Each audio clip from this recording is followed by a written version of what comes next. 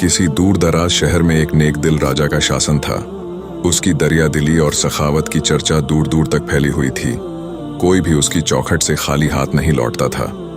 एक दिन एक दरवेश राजा के दरबार में आया और कहने लगा, हे महाराज, सुना है कि आप बहुत सखावत करने वाले हैं और आपकी चौखट से कोई खाली हाथ नहीं जाता। क्या आप मुझे वह दे सकते हैं जो मैं मांगूं? राजा ने कहा, कहिए, क्या मांगते हैं आप? दरवेश ने जवाब दिया, या तो 12 साल के लिए अपना तख्त और ताज मुझे दे दीजिए या अपनी नेकी और सखावत को छोड़ दीजिए। ये सुनकर राजा चौंक गया। थोड़ी देर सोचने के बाद उसने कहा, महाराज, मैं अपना तख्त और ताज आपके हवाले करता हूं, आप ही इसे संभालें।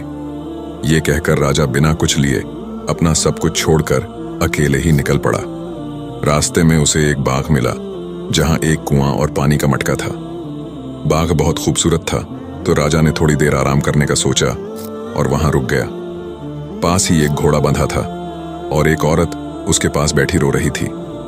राजा ने पूछा, हे देवी, आप क्यों रो रही हैं? औरत ने कहा, महाराज, मैं एक राजकुमारी हूं। दुश्मनों ने मेरे पिता और भाई को मार डाला। किसी तरह जान बचाकर मैं यहां पहुंची हूं। अब आप ही मेरे आखिरी सहारा हैं। राजा ने कहा, चिंता मत करो, मेरे साथ चलो। राजकुमारी ने कहा, नहीं महाराज, आप घोड़े पर बैठें, मेरे सामने बैठना उचित नहीं है। राजा घोड़े पर बैठ गया और दोनों साथ में सफर करने लगे। आखिरकार वे एक नए शहर पहुंचे।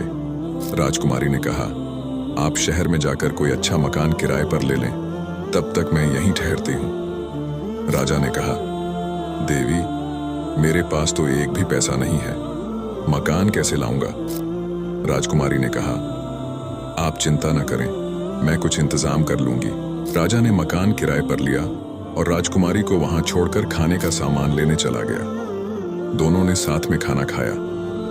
अगले दिन राजकुमारी ने कहा, महाराज, आपको बहुत मेहनत करनी पड़ रही है, क्यों ना एक नौकर रख लें? राजा ने कहा, मेरे पास तो पैसे नहीं है, मैं नौकर कहां से रखूं?